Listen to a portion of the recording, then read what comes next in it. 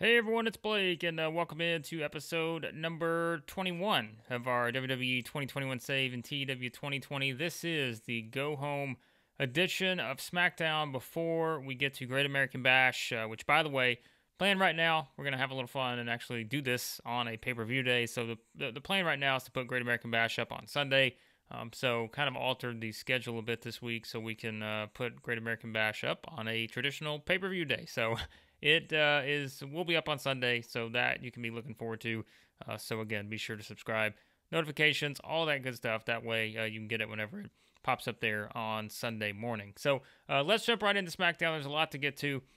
We start with the pre-show, which is, as you can tell, not a great match here. Nia Jax gets the win over Mia Yim, around 5 minutes. Jax still in just extremely poor form. She's been that way throughout the entire save thus far. But not really a whole lot to say about this other than this was just a match to have, and neither one of these have been used too much thus far, but we wanted to get them a little pre-show action here. And then we get another one here, sort of similar case. Two guys who have not been used very much. Grand Metalik gets the win over Lince Dorado, 7 minutes, gets a 46. It's fine. Dorado better. It's gimmick. We just don't have a lot for these guys to do right now. We've had a lot of other, of course, more high-profile feuds at this point, and this was, again, another way just to have these two get some work in. They haven't wrestled probably in a couple weeks at this point, so we just threw them on here to get things started with that. So pre-show match, nice, nothing great about it, but it is what it is on the pre-show. So let's jump right into the main show. And we start off with really not a great rating here. I was expecting much better from this, to be honest with you. On the air, Foley in his office, and he's decided that since last week we had a little scuffle, and so Great American Bash is going to be Seth Rollins going one-on-one with Kofi Kingston. We saw that last week. Kofi sort of interrupted Seth's big presentation about how he was going to prove that he did not lose at King of the Ring. Kofi interrupted it, led to a little brawl between the two. And we're also going to have a six-man tag main event tonight. Seth and the Usos taking on Kofi, Xavier Woods, and Jeff Hardy. So a nice segment here. It's not, again, I'm not sure why I got a 66. I thought it was actually going to do a lot better. It's Mick Foley on the mic. I don't really know why it only got that. Maybe, I don't know, maybe we rated it on something, but I'm pretty sure we rated it on entertainment. So I would think Foley would get better than that, but it is what it is. So I'll say this too, I don't think it's going to be a very highly rated show. I think this could actually challenge some of our worst shows we've had thus far, which is okay. I just want to get the Great American Bash, all right? We just need to get to the pay-per-view. I think things are really going to take off. But sometimes in these brand splits, our rosters are not, like there's a lot of people, but there's not a lot of people necessarily that are over to the extent that we need them to be. So I think you're going to see that with some of the ratings. But we start things off. This is an example of that. We get a 59 here. Mustafa Ali gets the win over Roberto Carrillo. Again, I mean, really, this is just, we hyped up Mustafa Ali's return last week, and meaning that he was going to have a match this week, and this was probably the best scenario. Like, there weren't a lot of options for him to go up against to get a win here. We have been using Carrillo. We faced Seth Rollins last week, but we just wanted to, Ali's not over to the point yet that we're trying to get him to, but we've also had him in a bit of a holding pattern, and you're going to find out why soon enough, that we kind of have something in store for him, but there's really not been a whole lot to do with him otherwise. So, that's kind of what you get with this brand split sometimes. You have some of these guys in a holding pattern because, it's not like you have two shows each week for just this specific brand with these specific wrestlers. So you kind of have to, you're basically for a pay-per-view where we have, 4 shows to build for a pay-per-view. So there's not a lot you can do. But Mustafa Ali gets the win. Nice little comeback victory for him here. And then this is going to be the theme, I'm telling you. I would not be surprised if the majority of our segments on this show are in the 50s, and that's not going to go well for our overall rating. Ali ringside with Pat McAfee. Ali not sure why Mick Foley hasn't given him the opportunities on SmackDown because he thinks he's the best wrestler in WWE, and maybe he'll just have to show up at Great American Bash and find his own fight. So, as I alluded to in the previous segment, there is something we have going on here, and you will find out at Great American Bash kind of what that is. But that's kind of where we've been at with Mustafa Ali at this point. So 58, nothing great. We just need to get this guy over, so we need to keep working on that. And then another 50. I'm telling you, I think this is going to be a theme here. This is like our mid card. Everyone's like in the 50s range, even if they're like 60 or something. we got to get some of these people over. But we have Baron Corbin and Jinder Mahal actually getting the win over Damian Priest and Cedric Alexander here. As we see, this is one of those kind of odd tag team chemistries you probably don't expect, but Baron Corbin and Jinder Mahal, excellent chemistry. Maybe we need to put them in the tag team division because we really don't have a lot going on for them otherwise, although we already know it's going to be Corbin versus Priest in a hardcore match at Great American Bash. We've had the build to that with a couple DQs and all that stuff, led to Foley announcing a hardcore match so that there's no disqualifications. So we lose heat with the Corbin Priest storyline. I mean, let's just be honest. We're trying to get through this storyline at this point. These guys have no chemistry together when they have face off in a singles match, but we got to have one more. So let's just get through this. We got bigger and better things planned for Damian Priest, I promise. But we just got to get through this feud right now with Baron Corbin. I got nothing against Baron Corbin, but we don't have as many plans as we do for Priest at this moment. So 54 with Corbin and Mahal, giving Corbin a little bit of momentum with a pin on Alexander heading into the match with Priest at Great American Bash. I'm like a 55, so like we're covering the 50s here. This show is going to get an awful rating. This might be our worst show we've ever had, but I don't think that's going to be the case for Great American Bash. I really don't. But it is once again for the second straight week. Shayna Baszler on her way to the ring. She's walking. You see Sonya Deville staring at her just like last week. The two walk towards each other, go nose-to-nose before Baszler continues towards the ring. So it was flipped last week. We had Deville coming to the ring. Same situation. Now it's Baszler, and so there's something brewing with these two, and as I teased last week, you'll find out what that is soon enough. But this was just another way to continue this little storyline we have going on with these two, and you will find out soon enough what that's going to be. So 55, we got to get some people over, but we're working on that. Oh, well, this doesn't even hit the 50s. We go back outside of the 50s to a 49 here. Baszler gets the win over Eva Marie, 701. Use the Nakamura. There's really not a lot to say here. I think you knew this was coming. You knew Baszler was going to win another match, and she does. She's still undefeated at this point, I think, in our series. I don't recall her losing at all. So just another strong performance from Shayna Baszler.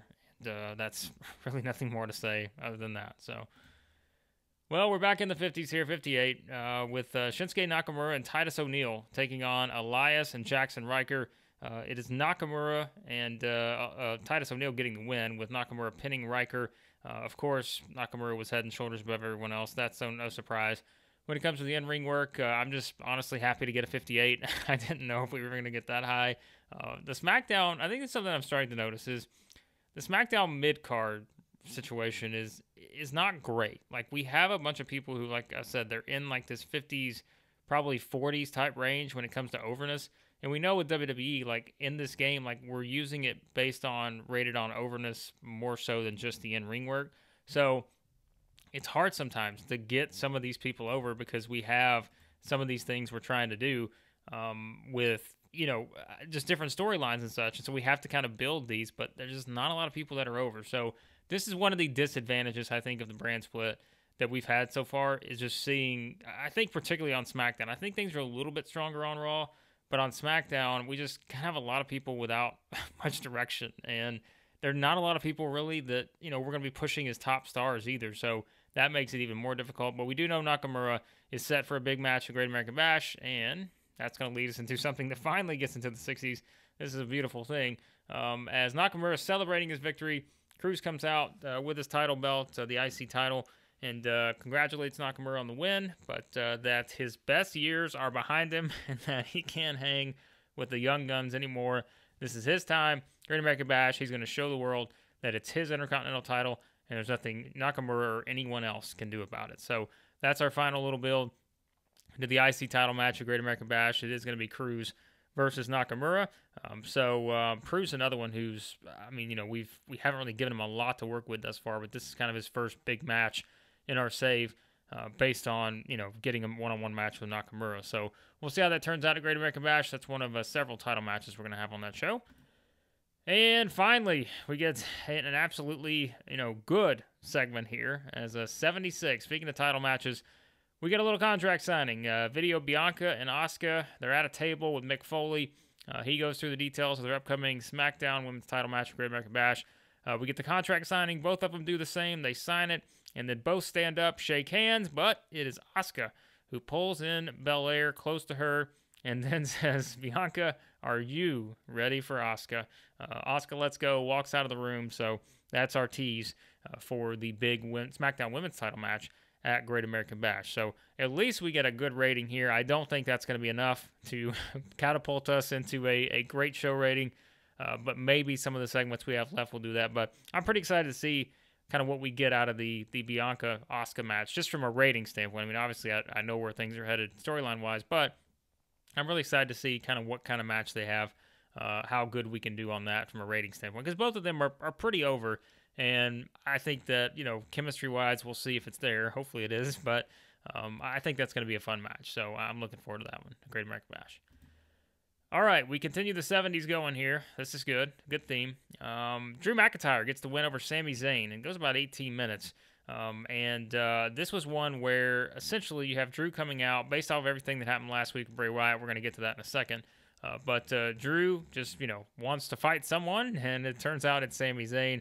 And 74, so good match between these two. I wasn't really, expecting anything less. I thought this would do pretty well because, again, these are two of the ones that are pretty over. Of course, Drew's in a different stratosphere with his overness, but Zayn is pretty over too. And I think, Zayn's kind of another, again, who has just kind of been in a holding pattern, waiting for different things we want to do.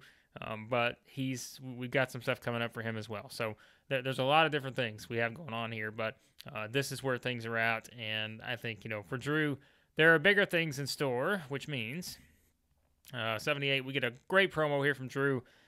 Grabs a promo. He grabs some mic. I mean, I guess he could have grabbed the promo. He could have just grabbed a sheet or somewhere from a script and said, all right, here's my promo. So Drew grabs a promo and takes aim at Bray Wyatt following their interaction last week. And he says that he doesn't care about Bray's hero's journey, which that was the big thing for Wyatt's promo last week.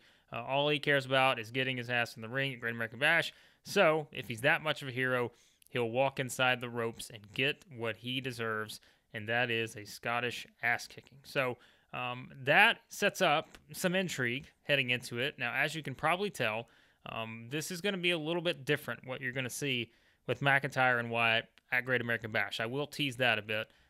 If you're expecting a traditional match, there's a reason why we didn't necessarily announce it that way, but it will be something a little bit different. I'm actually excited because I think this Bray Wyatt thing, hopefully, is going to lead to something pretty big. We're working on that, but I am excited about the direction on this. So this has actually turned out pretty well so far.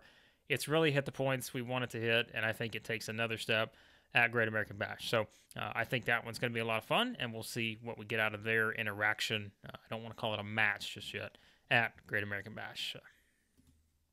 And then we get an angle here with the Usos preparing for this big six-man tag main event. Viking Raiders walk up to them. Looks like, we're about to have a fight between these four, but then Eric and Ivar just smile, and that gets the Usos angry. Then Eric and Ivar take a hard look at the tag team titles over their shoulders and slowly walk away. So that's your final tease for the SmackDown tag team title, not the SmackDown, the undisputed tag team title match that we're going to have at Great American Bash. It is the Usos against the Viking Raiders. So that's your kind of final tease there for that. And that leads us into the main event, which does just not good rating. Like, I don't know how this happened, but how we get a 54 out of these 6 right here, that's a tough one. But I can't say that I'm shocked, because I think it probably has a lot to do with Jeff Hardy, which I know is a little bit worrisome because Jeff Hardy is in our main event at Great American Bash in a one-on-one match with Roman Reigns. So that is a little concerning, but it is Jeff Hardy and the New Day getting the win over Rollins and the Usos. Jeff Hardy pins Jimmy Uso with a swanton. And I know it says during the match we had Jimmy Uso turn on Kingston. For some reason, I thought we had already done this, I'm pretty sure, but I guess it just did not. Jimmy's heel turn never went through for some reason. So we had to go ahead and do that here. I'm not sure why. At least a complete success. That's good to know. So I don't know why we had that, and I know the pairings too of having a face as he was before this match teaming with the heels probably gave us a bad rating too on the dirt sheet because you get knocked for that. I don't know what else it was. I mean, Jeff really was a big reason here. Poor momentum, inconsistency, declining physical ability, all that. But we also had inconsistency with everybody else. So that's, not good either. So, and then the odd face heel combination like I talked about. So this was a huge disappointment from a main event standpoint. This may be the most disappointing main event we've ever put together in this save so far. So we had 3 guys who were all off their game, so that's terrible. This is a mess, but hopefully things will start to turn around at Great America. I told you from the beginning, I said I don't think it's going to be a great show, but I thought on paper it looked okay, but ratings-wise, it's not been good. But we're not done, and hopefully this next segment is going to save us with a big rating. We'll see, but let's hope. Okay, so 78, not great. So we get nothing in our light blue goal of the 80s or 90s here. But we do see Mick Foley backstage in his office. Paul Heyman walks in. Foley's looking around for Reigns. He's not there. And then Heyman delivers the message that he doesn't want Roman Reigns. He doesn't want Foley to see Reigns in Great American Bash because he is begging Mick Foley to stay home because he told him that if he shows up on Sunday without him, this mysterious him character we keep going back to, either Heyman or Reigns will not be held responsible for what will happen to Mick Foley or Jeff Hardy. So great stuff here. Gains heat with our Roman Reigns him storyline. That is the setup as we head into Great American Bash, and clearly Heyman is delivering a pretty strong message here to Mick Foley about why he should not be there, which Foley's the SmackDown GM. You got to assume he's going to be there, right? So we'll see. I at least think, I don't know what some of our matches are going to be like at Great American Bash from a rating standpoint, but I at least know that I think we're going to get a pretty special segment, Great American Bash. I'll say that. All right, let's see what the rating was. Oh, God, 64. Terrible. Just awful. Just an awful show. We lost popularity everywhere. Everywhere on the planet, we lost popularity. I don't know how we did in Mars or Jupiter or anywhere like that, but I know on planet Earth, we lost popularity in every little corner of the Earth that we could. So that's good to know heading into a big pay-per-view. But a 64, like I said, I mean, most of the stuff that actually we're pushing here were not necessarily related to some of the stuff we're going to have at Great American Bash in terms of just like individual storylines and feuds. We added in a lot of different people, in tag matches, 6-man tags, like all this other stuff. So I'm not shocked at this, but this is just, when you're building it, I don't want to have like the theme of just having rematches after rematches and all this other stuff. So we're trying to mix things up, and that's what you kind of get. So this is probably, I would say, our second worst show we've ever done, just thinking about it from a rating standpoint, but it's fine. I think Great American Bash will do better, and let's see if there's anything we need to look at before we hop in, or before we wrap up this video and get ready for the Great American Bash.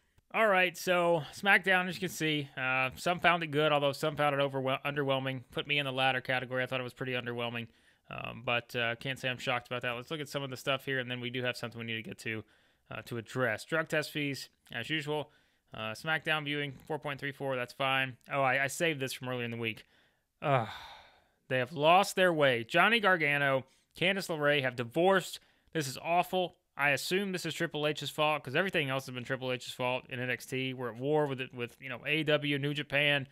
Has he caused the divorce too? I don't know. I'm not saying there's any shenanigans going on, but I don't know. Maybe he has just frustrated these two to no end, and they've just decided they're going to get divorced. So this is not ideal. I mean, come on. The way has been fantastic. Now they're getting divorced, so that's less than ideal. Jimmy Uso's contract's ending. Let's just go ahead and take care of this while we're at it. Jimmy Uso, let's give him 3. We just gave Naomi, by the way. Naomi re-signed too. She's back. So we're going to put Jimmy Uso here. I know, he wants more merchandise. Everybody wants their merch money. I get it, but Jimmy's really just haggling me here. All right, 25%. That's fine. We got money. What do we care? We got all the money we need. All right, Jimmy Uso should be back. Sunil Singh also a development contract. We'll take care of that. All right, we do have something to get to here. It's an incident involving Jinder Mahal. Well, let's see what's going on now. All right, Jinder Mahal identified as a steroid user by WWE drug testing policy. And so, I am pretty sure, haven't we already had this before? Yes, we did this last month. So he tested positive last month. We chose to fine him. So now, I was like, I'm pretty sure we've already went through this with Jinder Mahal. So we have. So now, we fined him last month. What should we do this month? I feel like at this point we have to go to a suspension, but I don't know. We find him. Let's just find him again. We're going to give you 3 chances, Jinder. That's all you get here, okay? I don't care that he's unhappy. So he's unhappy at this action. Negative impact upon Mahal. Okay, stop using steroids. They don't have to worry about it. So 2 months in a row, we've had to find Jinder Mahal. So perhaps that dream tag team of him and Baron Corbin is not going to get anywhere because we may have to fire Jinder Mahal at some point. But we'll see what happens there. But that was SmackDown. That was steroid policy, Jinder Mahal, all that good stuff. And as we saw, we did have a divorce is also in NXT. So everything is just pretty much all hell's breaking loose right now in WWE, as you can tell. But hopefully that will change. Great American Bash. We do have that coming up in the next video. So be sure to subscribe, share, like, all that good stuff. And as I mentioned earlier, the plan right now is to put up Great American Bash on Sunday morning. My guess is probably around 9 Eastern. So if you're in the U.S., 9 Eastern. If you're elsewhere, check that and see what the equivalent is, I suppose. But that is the plan. So we'll have a nice little pay-per-view Sunday here on the series. So yes, be sure to subscribe and share it with anybody. If you know a lot of people that play the game and enjoy these kind of things, be sure to share it with them. Because I think Great American Bash will be a lot of fun. We got some pretty big stuff planned for that. And hopefully it'll get us a much better rating than we got for this SmackDown. So thanks, as always, for watching. And as usual, thanks for the feedback. And on the next episode, it will be our second pay-per-view as we go to the Great American Bash.